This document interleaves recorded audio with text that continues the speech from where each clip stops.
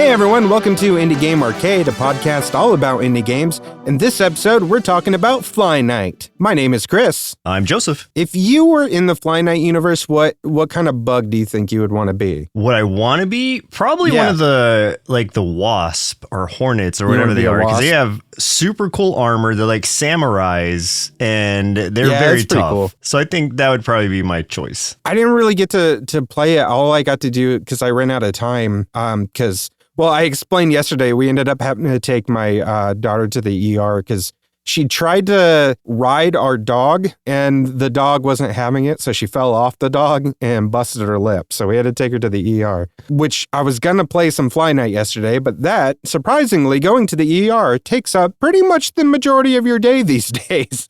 So I blame video games for this. She saw you jump on too many mounts over the years, and now she just assumes the dog is one. Exactly. She's just like, I can make Ayla. What are those cats from Warcraft? The Dark Sabers or something, or Night Sabers? Oh yeah, I was thinking more of a chocobo or something. From chocobos. Final Fantasy. It's pretty good. Pretty good. So anyway, I didn't get to play it. But I read a bunch of interviews with the dev. Read a bunch of articles about it. So I don't know like all the bugs that are in it, but like, is there a Hercules beetle in there? If not, I would love to be a Hercules beetle in there. There's not a Hercules beetle per se, but there is an armor set that looks like one? A Hercules beetle. Yeah, okay. A very heavy armor set. There's a lot of cool armor sets in that game. There's one of the coolest ones that you might like is like the roly-poly, because they are like martial artists and they'll roll up to you. They'll hurt you as they roll up, first of all.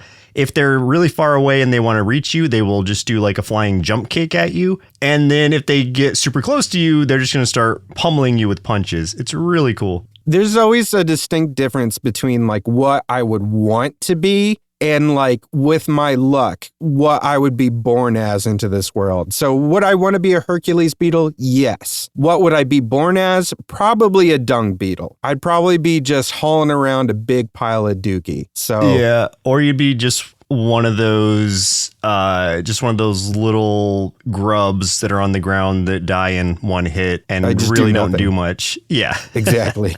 Game start. Let's jump full force into this. I know we talked about it a little bit last week, but we're going to dive like face first into this whole game and in a deeper dive. So FlyKnight was released January 31st, 2025, developed by Wababoy. I don't know if is he related to Wobbuffet? Maybe they're cousins. I don't know.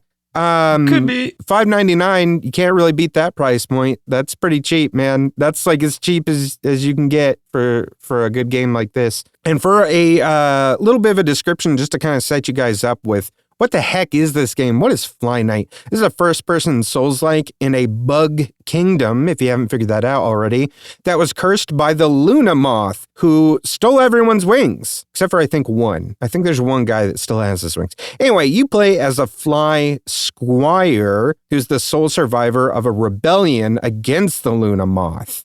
And just for like a little bit of background on the development of this game itself, I thought this was just kind of some interesting stuff, so I wanted to bring this up. So this was originally created as a game jam about like a year ago, but in like much shorter form. So like what we're playing right now isn't like the game jam form. The original was a lot shorter. It was made in like a 2-week time span. And it just took off because it got a lot of really positive feedback. So Wababoy decided to flesh it out a little bit more, extending that like half-hour playtime to what is now probably about like 3 hours or so, depending on how you play. And I know that they've wanted to do more, but they've been in the middle of working on this other longer project called Sorceress. So it's like, you know, they want to do more with FlyKnight, but it was kind of like they weren't planning on it, you know, even making this from the get-go. They only did it because that game jam did so well. So they're like, okay, fine, I'll do it. I'll make some more with positive it. Feedback on that. Yeah, exactly. But I just think that that's such a fascinating thing. And I love seeing game jam games. Like, I love seeing games develop out of that because I think that you get some really creative stuff out of a game jam. Like, because you get that, you know, that small time limit most of the time with a game jam. Being put in a little like kind of creative box or just, you know, a box with limitations. I mean, breeds creativity because of the limitations. So seeing something like this come out of that, I mean, just kind of like really hammers that point home. So very, very cool. Yeah, this is basically, I want to make sure that, I guess the gameplay is, it's most reflective of FromSoft's original like Souls-like game, Kingsfield, because it is first person. You're not dodge rolling or anything. You're just blocking, parrying, etc. And you are, so it's kind of if you think of a combo of like a Souls-like mechanics with something like Skyrim or whatever would be like the closest, probably easiest comparison, because I doubt a lot of people have played Kingsfield, but it is much more like that as far as the combat goes. So even if you think like, oh man, like Dark Souls games are too hard for me, I can't keep track of everything, this one's a lot more straightforward. Not that it doesn't have its like challenging sections, it definitely does, but I think it's a lot more approachable. Sure. Would you say like comparatively, is this easier than Kingsfield, or can you even make that distinction? Yeah, for sure. Because like Kingsfield has the, I mean, it's one of those that I wouldn't say it's aged well, just because it was like a sort of a novel concept at the time. I don't even know when Kingsfield came out. 94. I just looked it up. That is crazy. Wow. Okay, so obviously like that was kind of a fresh thing. They didn't know exactly. So it's like the mechanics weren't really like fleshed out entirely. They were just kind of like experimenting. And so, yeah, this is going to be much easier and much more user friendly than Kingsfield is. So even if like you have played Kingsfield, you're like, I'll never play a game like that again. Try this one, because I promise it's like much better, or a much smoother process. And what I really appreciate about this game, you're right, because I had only played a little bit of it as far as last episode goes. And then last night I was like, I should probably play a little bit more of this before I come in and review it. And I beat it last night, because it literally is only like 3 hours or so. I didn't think I was about to beat it, because it just seemed like a very short experience. And then I did, and I was like, oh, okay, cool. Like that's it. But I don't say that's it in that I don't feel like I got my money's worth, $6, whatever. That's like nothing. And the reviews are already overwhelmingly positive. And I understand why, because there's a lot of quality in the gameplay that you do get. And it's left open for more. There's sort of like a cliffhanger kind of deal at the end. I won't say what it is, but you're definitely it's leaving it open for an obvious like sequel or something, or an expansion or whatever they're going to do to it. And I think like the overwhelmingly positive reviews are very earned, just because of the quality of the package as a whole. And I appreciate that people are really like boosting it and promoting it as such, because this is a great example of a good thing coming in a small package. And people are, a lot of any kind of like negative feedback it's getting is more like, I just wish there was more to do, which is great. Like that's like positive negative feedback, or not even negative feedback, just like the only cons are like, just give me more of this. Like I want a more expansive world. Like give me more of this. Even the same bug universe with these same like PS1 or PS1 style graphics. It's like, I want to get more engrossed in it, because I could see even from what's already here that you could do so much more with this. For a game dev, I feel like that's probably the best problem to have, is where the only complaints you're getting is, I want more of your game. I want more of the world you created. So that's pretty good. You're talking about the art, and like I was thinking too, like a lot of what I was reading was comparing the art and design of this to RuneScape, like the early RuneScape and everything. Oh, sure. Which I had to like go back and kind of look at some of that stuff, because I've only played RuneScape once, which was like that one time you and I went into RuneScape just for the giggles of it, because you and I had never experienced it. So we went in together. Yeah. And yeah, like I definitely see the comparisons and everything there, especially with like the texture design and everything. But like as far as like the animation and everything of the characters, the combat and stuff like that, I would say definitely a little bit different than that. And what's interesting too is like there is so much control that you as a player have with the settings of this game. So like you can really adjust like the kind of like the frame rate of the animation and stuff in the settings. So to make it like either smoother or choppier, which is kind of interesting. I just left it on default. I didn't even know you could change anything. Well, you can also completely change the visual style of the game to like, very specific, like almost like monochromatic sort of colors. So like almost like a black and white. There's like this one mode where it's almost all just like this deep blue kind of color. Like if you think about, I don't know. Did you ever play Return of the Obra Dinn? No, but okay. I know what it looks like. Okay. There are some of the modes in there almost remind me of that as far as like different things you can do. Now it doesn't go like total like 1-bit like Obra Dinn, but as far as like the color scheme where it's almost all like, singular or just two colors, you can do that in this game, which I think is very, very interesting. I wonder if some of it's supposed to like imply like bug vision or something. Like I'll need to look through those settings. I'm just not sure. I didn't think about that, but that makes a lot of sense. And I love that idea even more now. I don't know that when they label them, I don't know that they label them that way, but that actually makes so much more sense. And I think that's a really cool idea. Yeah, I just couldn't see the reason why you would want to change like the color scheme like that, unless it's just an accessibility like color blindness thing. And then I get that aspect of it. But if it's a whole variety of things. These definitely not. No, there might be some accessibilities in there, but yeah, I think it's just variety, just, for goofs.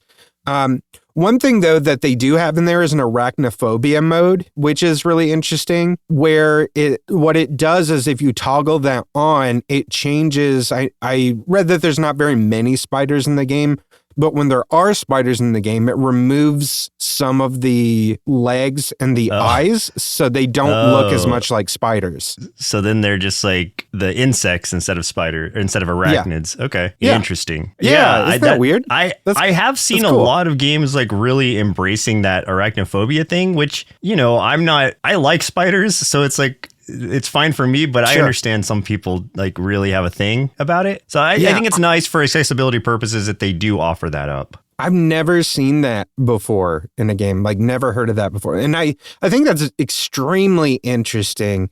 And then I think of a game like Webbed, and I'm like, that game's got to be horribly triggering to people that have arachnophobia. The game, what is it? Grounded has like obviously like for arachnophobes, like that's got to be like a huge thing. Awful. But it has, I believe, if I'm remembering right, it has an arachnophobia mode. I don't remember what it does to the spiders, if it just changes them into something else entirely. But I know it was in that game as well in some form. Interesting. Yeah, that's interesting. Well, now I wonder if there's no way Webbed has something. You literally play as the spider. You're a spider. You're a skateboarding spider in that entire game. That concept is fantastic. To stringed or something. It's like, it's not webs. It's not a spider. Turns you into just a bug with a ball of string. Yeah. It turns you into like Spider-Man instead. Yeah.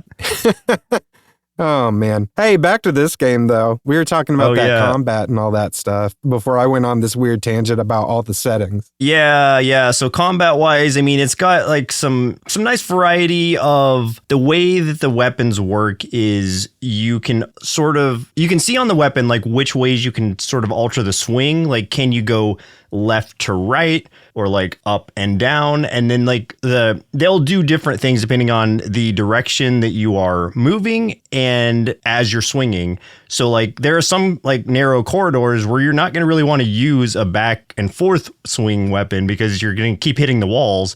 So you need to pull out something that can have either a straight down or like a stab motion, just so you can navigate through those corridors, or at least fight your way through those corridors in an easier fashion. You do have stamina as you do in any Dark Soul or any like a Souls-like game, so you have to be mindful of that. The heavier the armor you're wearing, the slower that your stamina is going to charge back up, but also you'll take less damage. So it's like a trade-off there. So it's a very simplified version of what a lot of like, I'll just say Dark Souls games or Elden Ring offers as far as the armor goes. You don't have to really worry about like elements or anything. You have magic protection, and that's just a flat like magic protection period. Doesn't matter what kind of magic it is. It's just protecting you from all sorts of magic if you're wearing armor that specializes in that. and vice versa with the physical protection, same deal. It's not going to protect you as well from magic, but you're going to take less damage from physical swings. There is a lot of like limb attacks that you are able to do here. So you break their arms, legs, head, whatever. And if you break their head, because, you know, they're bugs and bugs don't always die when their head is removed, they'll live for a little while longer, but they will have kind of a bleed out motion. And the blood is green. So it's like, it's not like looking like blood. Yeah. But eventually they will just bleed out and die, but they will still attack you with complete accuracy, even without a head. So, you know, don't think you can just take an archer's head out and he's not going to shoot you dead on, because I learned my lesson the hard way a couple times trying to do that. What would you do, like, if humans had that, like, if your head was removed and you knew, like, if you had full control of your body for, like, let's say, like, 5 more minutes, like, what do you think you would do? Well, I mean, I was just going to say, like, the reason that we don't is because, like, our brain would be doing all that. But yeah, I don't know. If I'm about to die, I'd probably just lay down. What else am I going to do? I don't know. Like, is there any, like, one last thing you would try to do just with your body? No, because, like, it's not like I could eat anything or whatever unless you just cram food down my neck.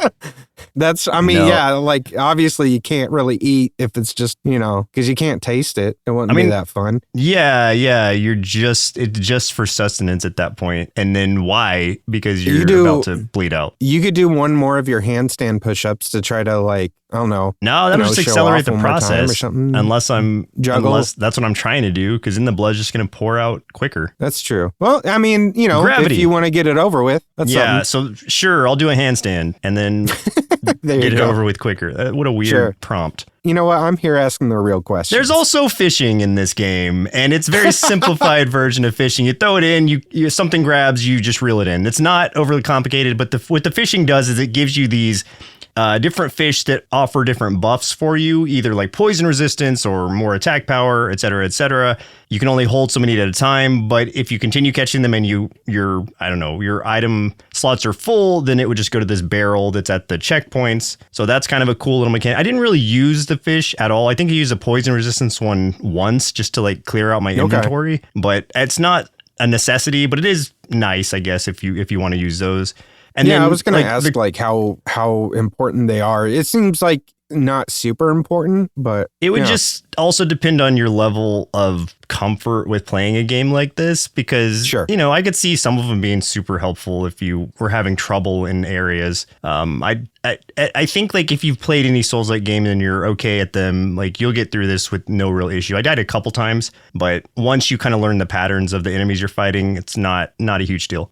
There is co-op in this as well that I didn't try at all, but I think it's up to 4 players, which is crazy. Yeah, it is. I think it's a cool idea that you could just play with 3 of your friends and go through this whole game literally in 3 hours. So I don't know, give it a shot if you want to. I really enjoyed it. I think that I am also excited about like what is to come. I'm curious about that sorceress game. I'm probably going to add that to my wish list just to keep an eye on it. But definitely want to see more from this team and more from this FlyKnight universe. Yeah, I'm really interested to know if he is planning to create like a follow-up to it based on the overwhelming feedback he's getting from this. Because, like, I don't know, if it were me, I would see that as, like, a very open path of, like, okay, obviously, you know, I'm going to finish the thing I'm working on, but, like, if this is getting that much attention, that was, you know, is somewhere I would want to shift some of my focus.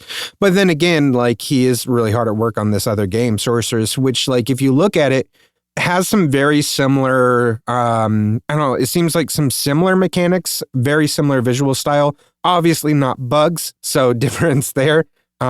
But it, you know, seems to be first person, you know, medieval-ish magic kind of stuff, but also maybe guns too. It reminds me loosely of a game called Hexen that I played a long time ago. Yeah, I know what Hexen is. Yes. Yeah, that's essentially like Wizard Quake or Wizard Doom. Yes. Yeah, I would say Quake because it is like I think it's multiplayer. Actually, I don't know. But yeah, it's a Wizard-esque first-person shooter, and as I'm seeing all these spells being flung around in Sorceress, like that's what came to mind. Sure. Yeah. So I'm interested to see how that game does in comparison once that releases. I think this is going to do, just from looking at it, like the combat looks almost identical, just with a lot more, a lot more items, probably a much more fleshed out world. And now that you're adding a lot of spells, there are spells in FlyKnight as well, not very many. And I found myself using them every once in a while. You could probably have like a spell build or something. I don't know, but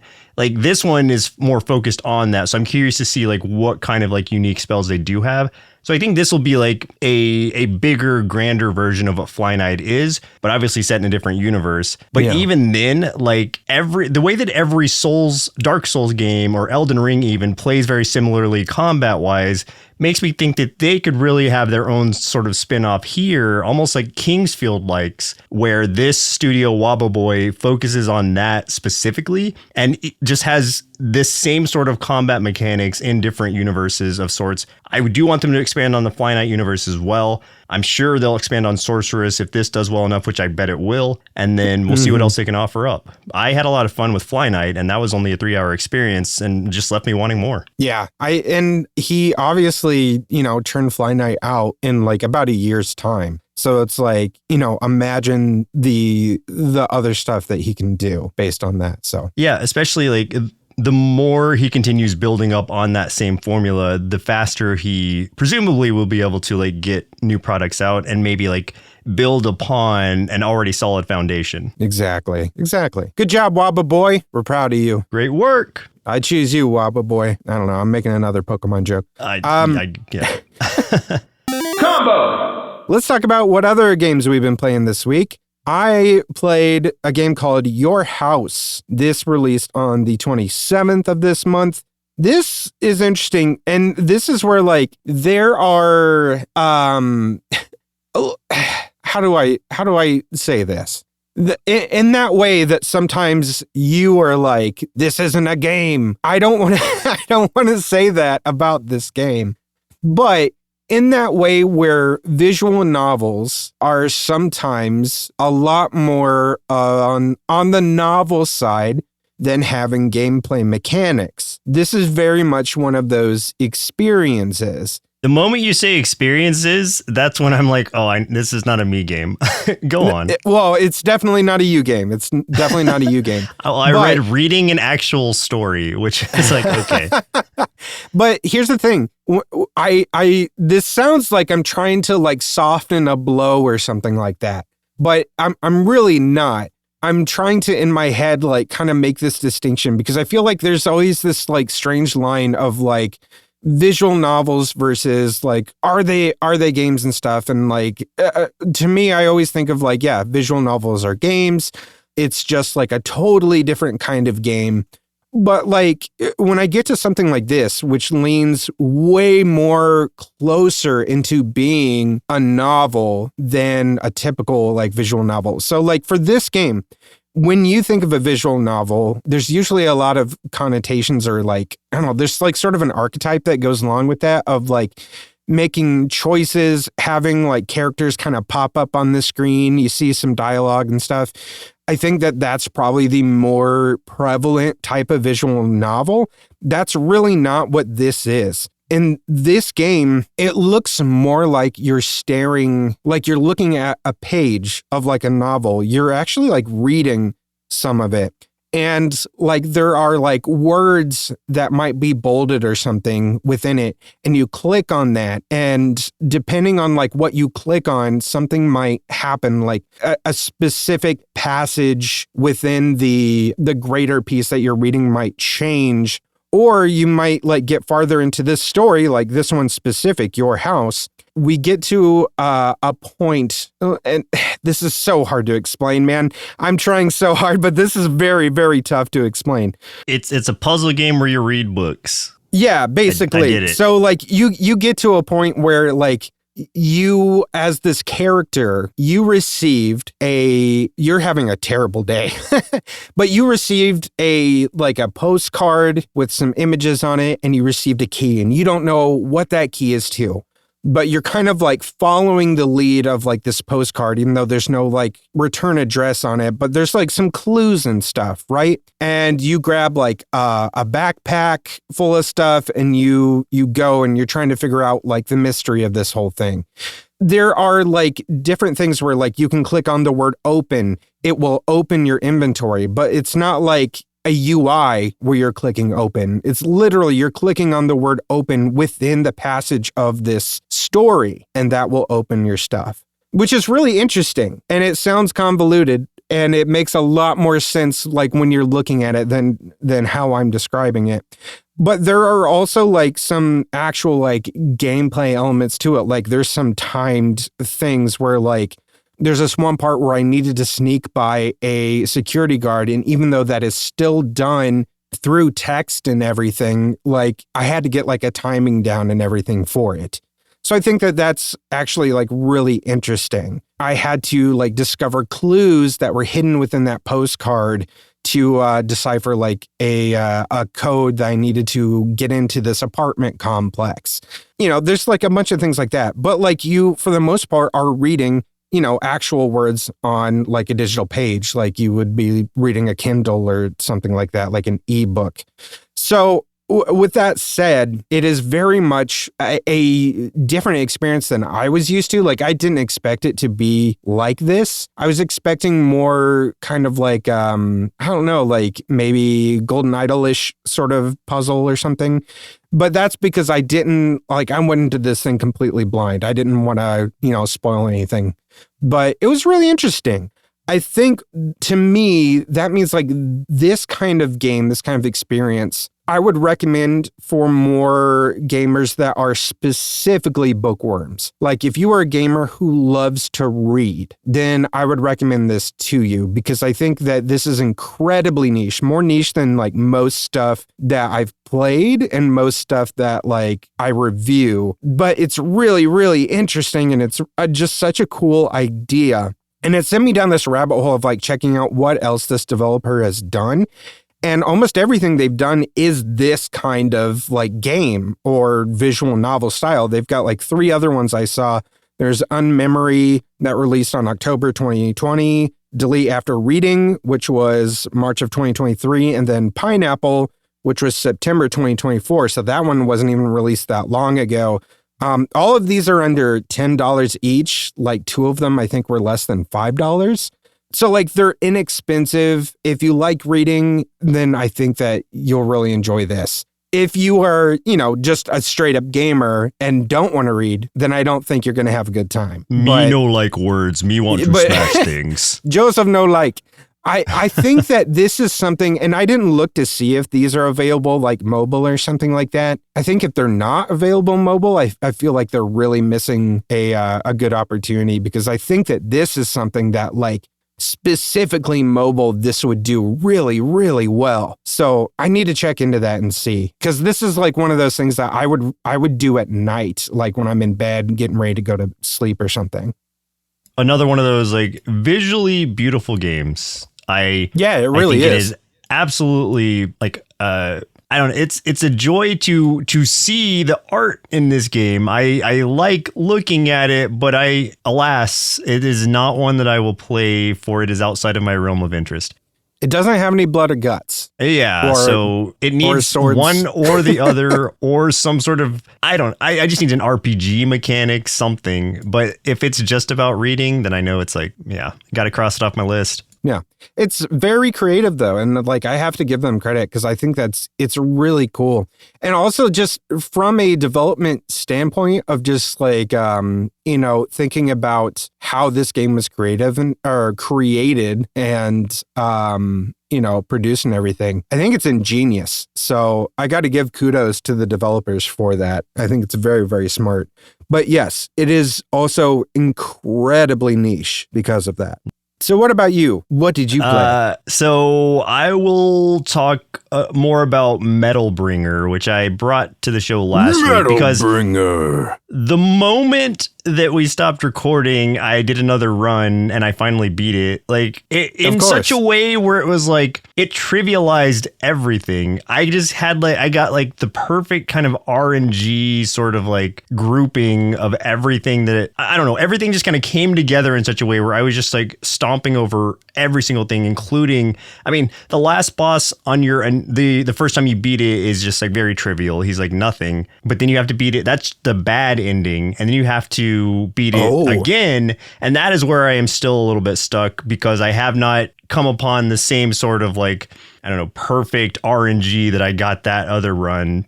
I reached the final boss once, and you have to fight through a gauntlet of like sub bosses first, like at least 3 or 4 of them. And by the time I got to this last boss, my mech was already so broken. By the way, this, for anyone who didn't listen to last episode, this is an action roguelike game where you are like a customizable mech, and it has like voxel art with a pixel filter over it, just for anybody who didn't listen. So that's what this is. It's a cutesy style. So by the time I got to that final boss, my mech was already so broken that I think he hit me once and my mech was broken. And then that's when you or your little dude jumps out, your labor, which is what the little robots are called that are driving the mechs. And there's just no way I could beat that thing. I survived as long as I could as just the little robot boy, but the boss ended up just crushing me. And I was like, okay, so now I see that part of it is just being able to sustain yourself through all those fights. I think that if I had been able to come in full health or whatever, full like repair, then that would have been a different story. But by the time I got to him, it was just like the wearing me down in such a way through all those bosses that the last boss was maybe harder than he should have been had I come in with full health. So that's something I'm gonna have to work on, or see if I can get some kind of auto repair in there that kind of alleviates some of that. But still think it's a really fun game, very challenging up front. But once you like get like a really sort of broken combo of stuff, or you are able to level up your stats enough, it can turn from very challenging to very trivial, as my first run did. But I think even then, your final run is going to be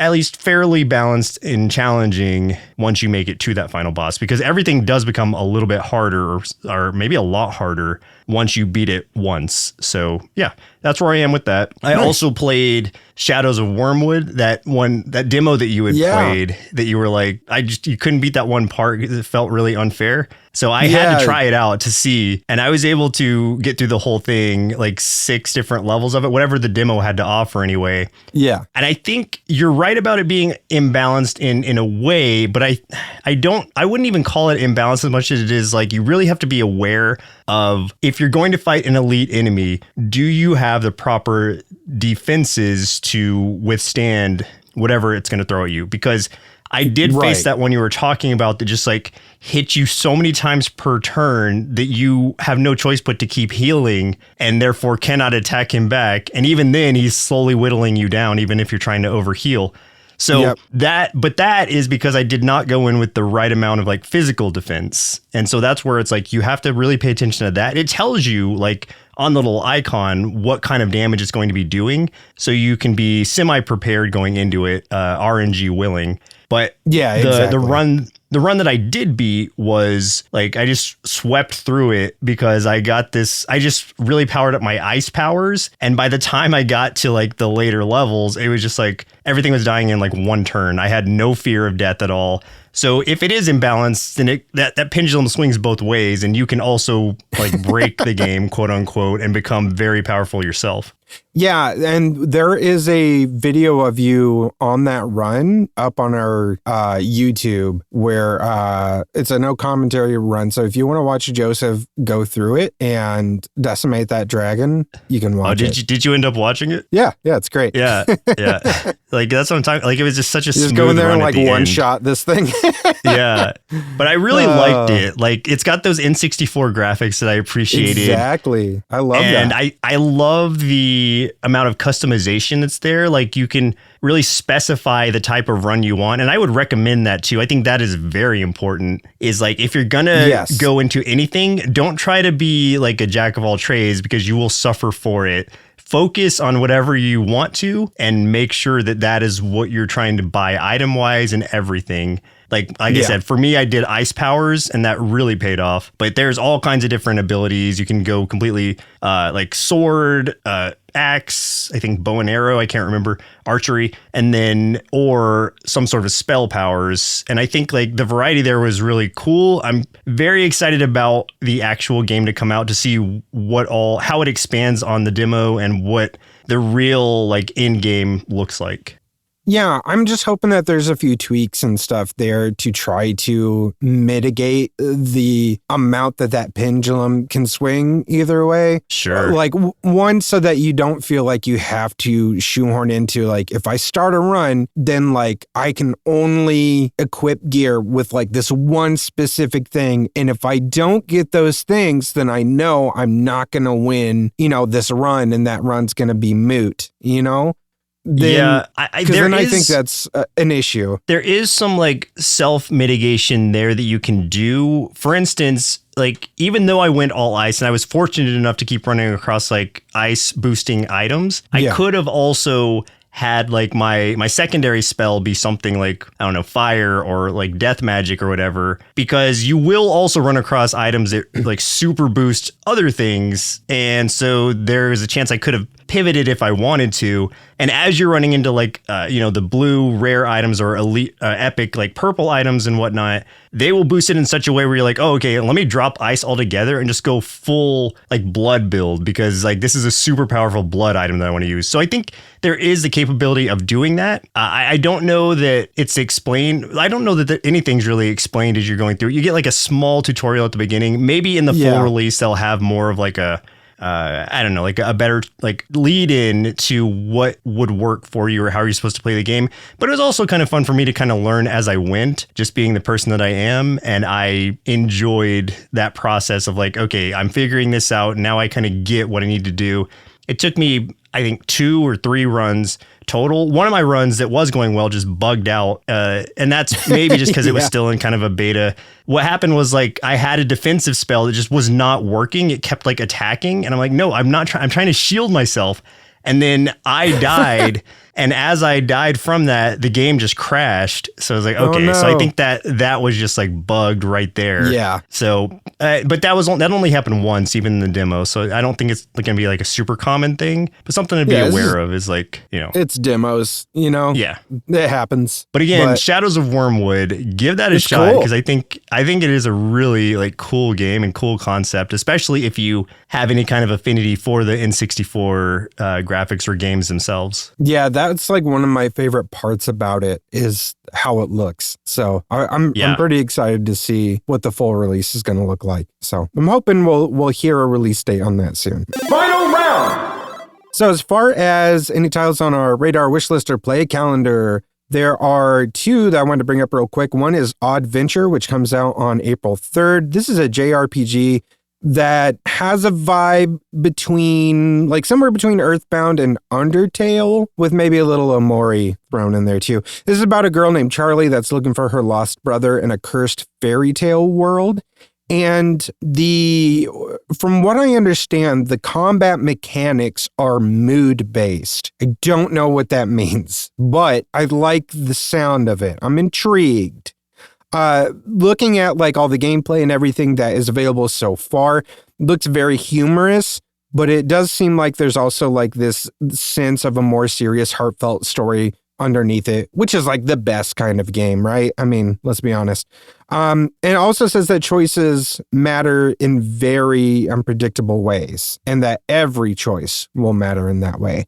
So I'm really excited to see exactly what all it means and see how it goes. I love the look of it. Like the art is really, really good. It does look very funny. I don't know if you've taken a look at it, but you see that little gnome there. Kind of reminds me of the little gnome guy. Kind of reminds me of for whatever reason, Gravity Falls a little bit. Maybe because they had that gnome in like that first episode, throwing up rainbows and stuff. But yeah, it looks fun. It looks like a cute little JRPG, like a blend, a feel of like Earthbound combined with Dragon Quest as far as combat goes. At least the Dragon Quest combat where it's like you just see the enemy like straight in front of you. And even though in Dragon Quest like you don't see their backs, in this game you at least see the backs of the characters. So it's almost like a first person perspective a little bit. But I could definitely see the Earthbound in there and the Dragon Quest blend, and I'm sure a ton of other references, but looks cool.